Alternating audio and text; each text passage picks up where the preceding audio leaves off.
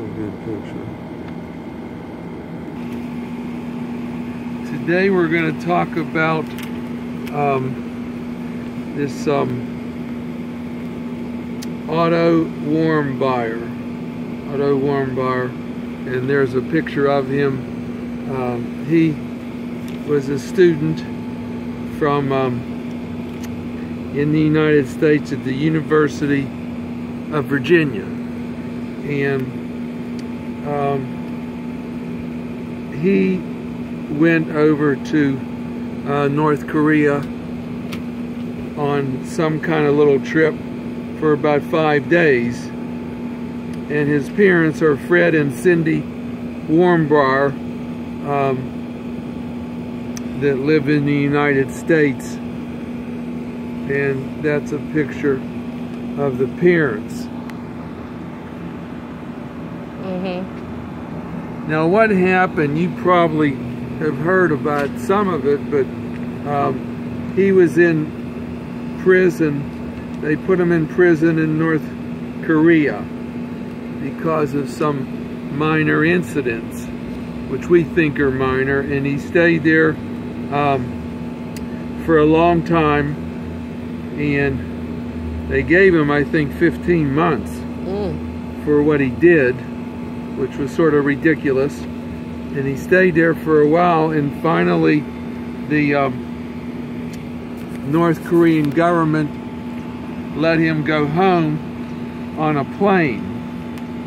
But when he got there, his parents said that he was brutally tortured, and I don't know, he said he was blind and deaf.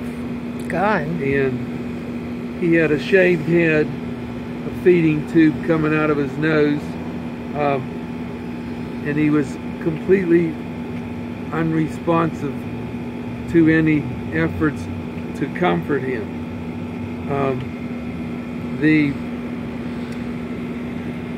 I think that he had this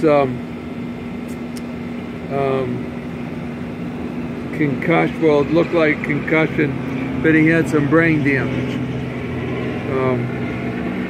And the suit they filed is 22 pages.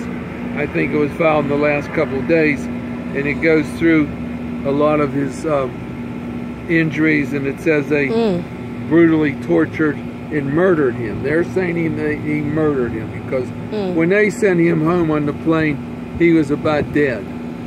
And the boy was young. I mean, you saw the picture. He was, I think, around 22, something like that. Real good-looking boy. But when he was leaving North Korea to come back to the United States, he was at the airport in Pyongyang.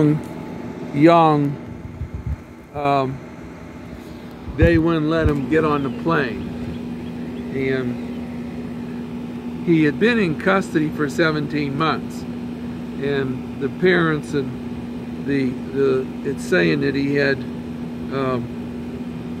brain damage during the 17 months. So naturally, when he got on the plane to come back, you can't cure brain damage in a few hours or on a flight.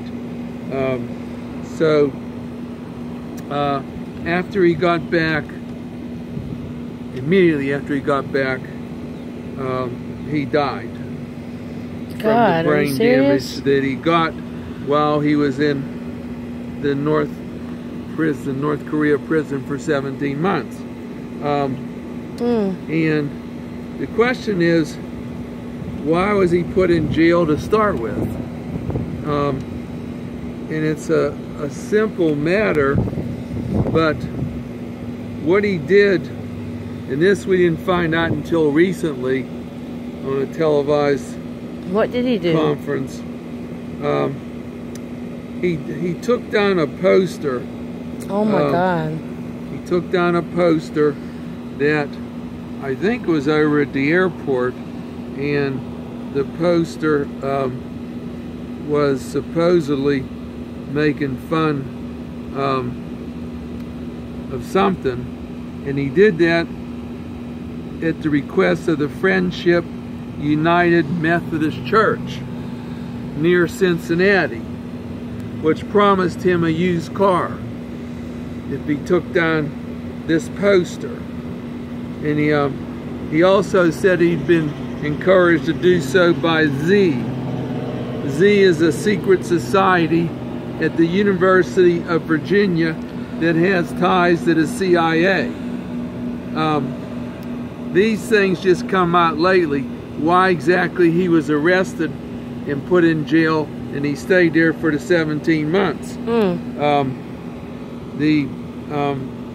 They said he ripped down a propaganda poster from a restricted area at his hotel in Pyongyang. So they're saying it was a restricted poster. I don't know exactly what was on the poster, but then he was contacted by Friendship United Methodist Church, said, bring that poster back that you found there, and then we're going to give you a used car.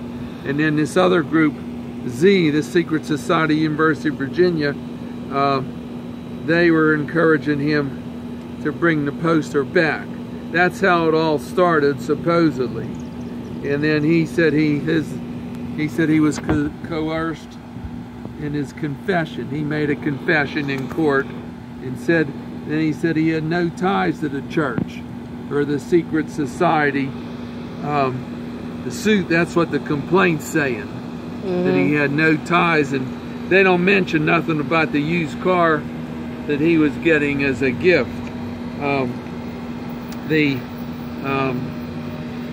And now he went to jail, and he was convicted, and he was sentenced to 15 years of hard labor for that poster. That's crazy. And then he served 17 months, and they let him go. That's ridiculous. But the doctors, they need to sue them. Were saying, you know, they could tell he was sick. He was real sick.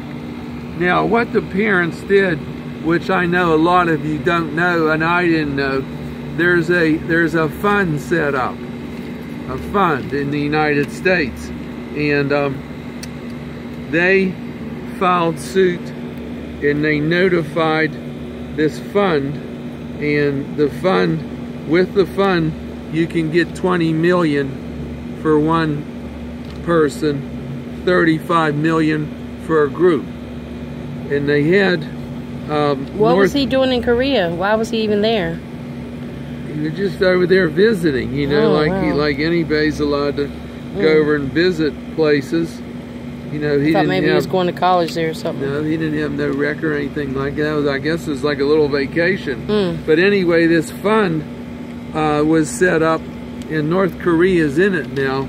So supposedly, when they filed the lawsuit, I don't know how much they sued for, but North Korea is in the fund, so that means if he gets some kind of verdict or judgment up to 20 million, the fund will pay it. But the title of the suit is this gentleman that got killed, Otto Warmbier, and by his parents, versus North Korea, because he's saying that's where they should get the full 20 million. Well, that's where he said these things happened in North Korea, and it was all their fault because he didn't do nothing. I mean, if he had this little poster, that should only be a fine or something. Yeah, they give him 15 years for that.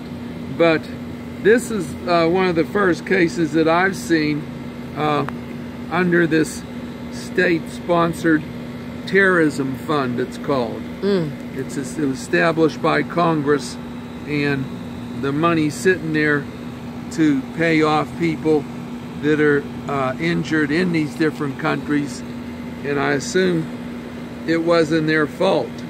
I don't know if there's any fault involved in this fund or not, but anyway, we will keep you posted on that, because this lawsuit was just filed.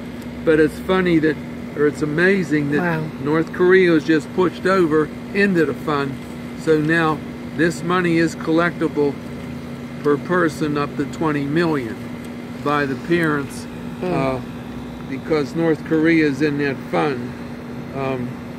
but I'm interested. So sad. I'm interested to see what happens in the immediate future, because imagine this lawsuit, what he went through for all that lawsuit time. was 22 pages and it was just filed. Thank you.